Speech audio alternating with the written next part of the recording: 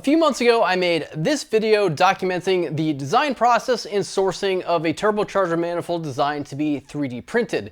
This was a project to help Jordan of Arcade Tunes find some more power in his 7-second G80 M3.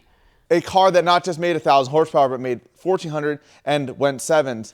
In that, we realized that there was like restrictions in it. Mike from Max PSI used the same exact part number collector, and he was choked out at about 1,350 wheel horsepower.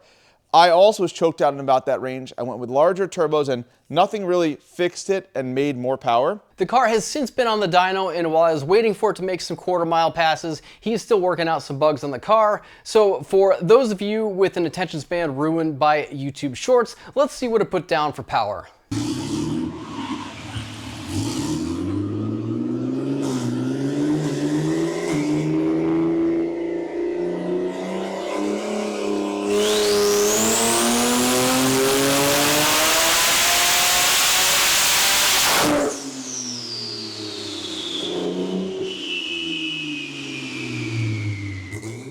As one might say, very nice. The car put down an additional 270 wheel horsepower, which is a substantial pickup over where they were before. It's also worth noting that the 3D printed aluminum charge pipe, which has a 1.7 millimeter wall thickness, has withstood the 70 psi of boost pressure for a numerous number of dyno pulls. The fact that it made more power is all well and good, but let's take a look at why it made more power through the use of CFD analysis. There are some tools out there such as ANSYS or OpenFOAM, but neither of those are very easy or fast to set up or user-friendly to the beginner. For our analysis, we'll use the web-based CFD analysis tool from Airshaper that's going to simplify our efforts dramatically. Because all of Jordan's manifolds were designed from 3D scans, Andy had a 3D scan of his original manifolds so that we could use them as some rough placement for the new turbos. We can easily make a copy of his original manifolds,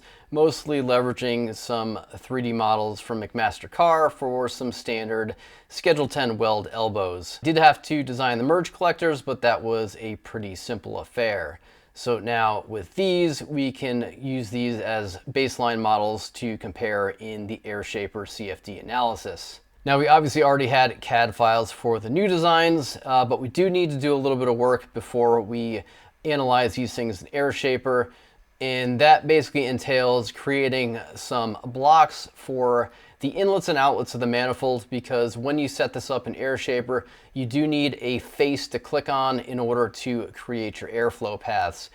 They don't need to be this thick, but I did that so that they were easy to see and just click on in the software. So if we go on over to Airshaper, you can see that there is a pretty intuitive dashboard.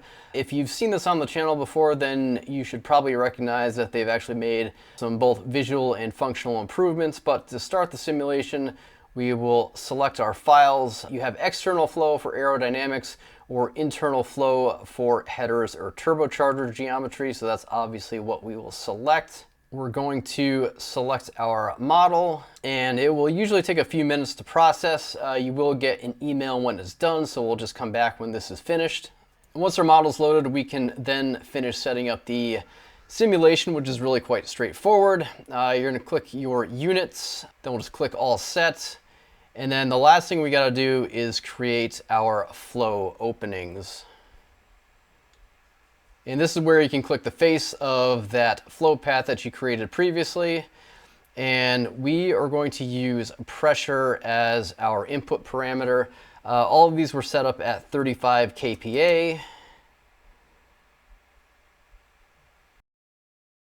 And then for our outlet, we are going to set the pressure to 0. And so that's going to create a pressure differential that is going to create flow, and that is going to be the parameter that we compare the fabricated manifolds to the printed manifolds against. So then we can click your proceed to order. You can do the basic simulation, which is going to get you all the information that you need for this, and then just click run.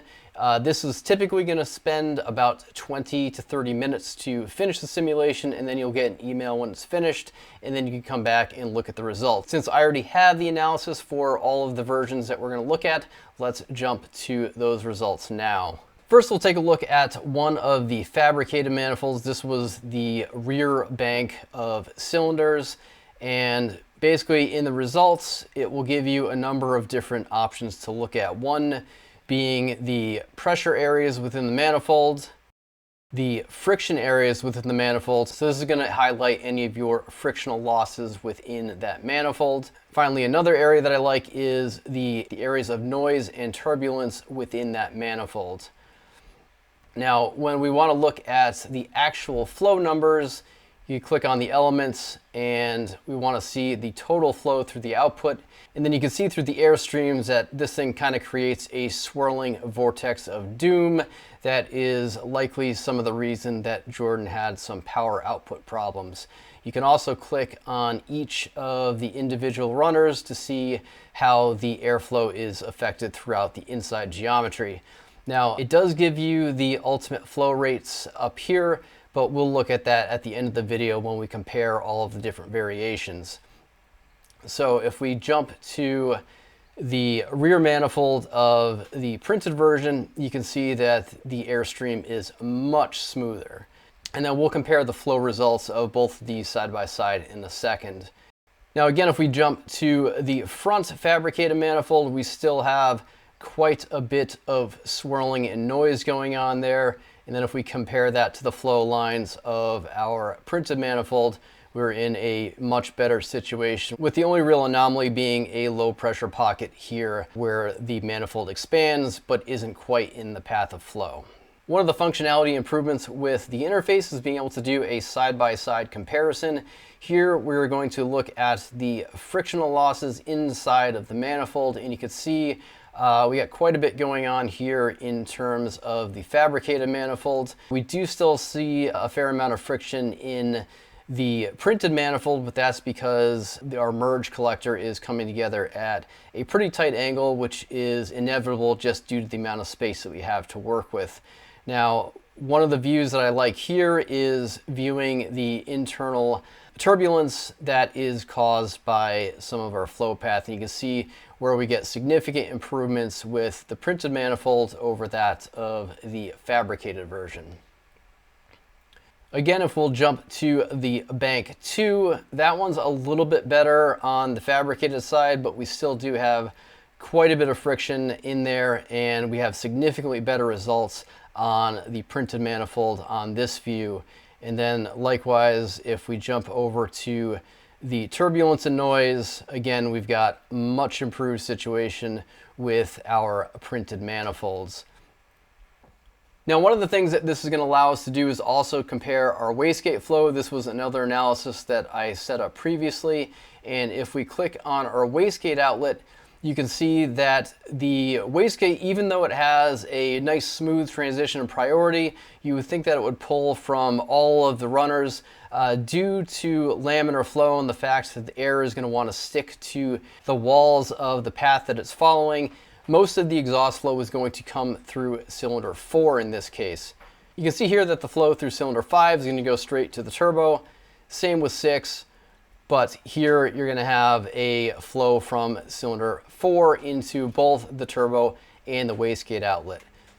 Now, since this design, I've been working on another side project where I've come up with a little bit different approach to the wastegate outlet. As I work more and more with 3D printed designs, come up with different ideas on how to leverage that technology. And you can basically take the approach of having 2 separate merge collectors within the manifold, one to the wastegate, one to the turbo, and we'll take a look at some of the better results that offers when I finish that side project. Now that we've taken a look at some of the characteristics for each part, let's compare the ultimate flow for each setup. You may remember from the first video that my design approach to turbo manifolds is to keep everything as short and direct as possible, and for the conversion angle of the merge collector to be as shallow as possible as well. You can see from the data analysis below that both of the 3D printed versions showed improvements over those of the fabricated counterparts. Now, you will see that the rear manifold comes in at a 16% improvement in flow compared to the front, which is only 10%. Now, I'm going to attribute that to the convergent angle of that merge collector, where we simply didn't have enough room at the front to have as shallow of an angle of that in the rear. However, when we combine the flow improvements of both the front and rear, that puts us at a total of 12.5% over that of the fabricated manifolds. And if we just use the baseline 1,400 horsepower that Jordan made before. That would put us at 1,575 horsepower from purely an improvement in flow, all things considered equal. The new setup does feature larger turbos as well as T4 turbine housings, which are going to reduce back pressure and allow for a freer flow of exhaust. And that is likely what is going to account for our additional 100 wheel horsepower on top of the calculated 1,575 if everything else remained the same. In the end, this design exercise was definitely a success. There were some tangible improvements, and I definitely want to see what the improvement in trap speed results in, particularly with the fact that that's going to be combined with having air rammed into the compressor inlets rather than the static air in the dyno cell. So check out Airshaper if you want some fast and easy directional validation for your projects. Now, keep in mind that the way I use this was just a direct A/B comparison. You could probably get some more realistic results if you fine-tune some of the input parameters. It also doesn't take into account individual cylinder pulses, but it will get you 80% of the way there without turning your one-off project into a PhD thesis. This was a pretty quick one, but as usual, if you made it this far, thanks for watching, and we'll see you next time.